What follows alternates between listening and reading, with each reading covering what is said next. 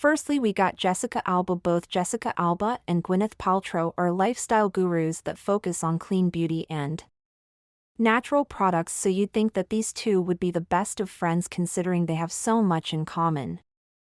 But it seems to be the exact opposite, and these two essentially hate each other. Gwyneth, of course, owns Goop, while Jessica Alba owns The Honest Company, which aims to emphasize household products to supply the marketplace for ethical consumerism, and they actually sell her products in Shoppers Drug Mart here in Canada, so that's very cool. Their relationship was put to the test on the set of their TV series Planet of the Apps, where it was made clear that they hate each other. One insider claimed that the pair were like oil and water, to the point where it was shocking that they could agree on anything. Both women also took jabs at the other's company. Paltrow made a point to say Goop was an ethical company, contrasting legal claims that The Honest Company was not. Jessica Alba responded by claiming Goop was only for the wealthy, that The Honest Company caters to real women. Of course, these disagreements spilled over to the show. Jessica is very hands-on while producing, while Gwyneth prefers to delegate tasks. The series never made it past the first season. I wonder why. Next up, Martha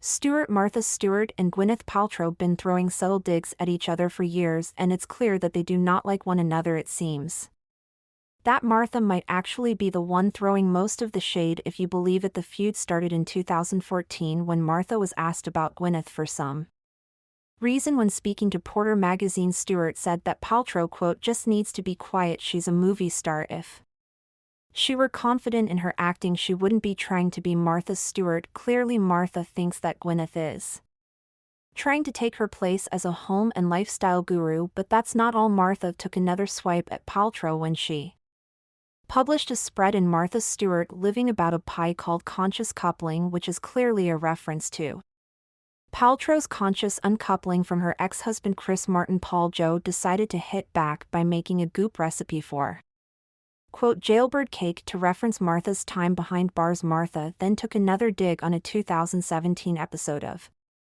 Watch What Happens Live with Andy Cohen when Martha asked who's Goop classic Mariah Carey, if you get that joke. Next up, Sebastian Stan. Sebastian Stan is another celebrity that has shaded Gwyneth Paltrow in the past. Whether it was serious or not is the real question. It's been said before that Gwyneth does not have a good memory, as she often forgets that she's met or even worked with people before. One of the people she's forgotten was Sebastian Stan, even though they were both in the Marvel Cinematic Universe and they even starred in the same movies at one point, in Avengers Infinity War and Avengers End Game. Even with that, Gwyneth still did not remember who he was. Sebastian exposed this to the world on Instagram while they were both at Paris Fashion Week. They snapped a photo together in a big group, and his caption read, quote, glad I got to reintroduce myself to Gwyneth Paltrow for the third time, adding, quote, we're in the same film to make things even more shady. Hopefully Gwyneth took the shade well and doesn't forget him again. How could you forget him? Next up,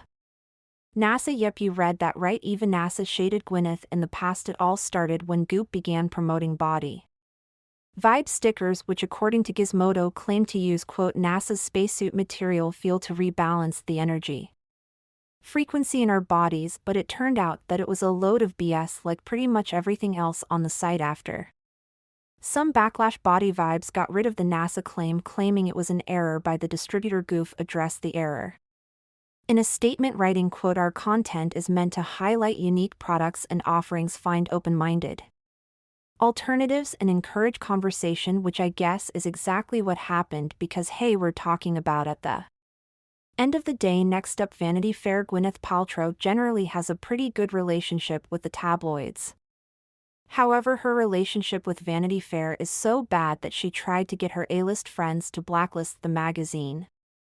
Apparently, the entire feud between them was because the magazine published a story about Gwyneth that was not approved by her, and although it's a nice gesture for a magazine to show you their stories beforehand, it's certainly not something that celebrities are entitled to. According to Page 6, the feud was between Paltrow and the magazine's editor at the time, Graydon Carter. She was asked by Carter to collaborate on the content for their cover story, but Gwen's decided to refuse because they had recently done an unflattering story on one of her ex-partners, Brad Pitt. When Paltrow turned down the offer. He decided to go along with publishing the piece anyway, much to Paltrow's dismay. In response to this, Gwyneth sent out an email to a slew of her A-list friends telling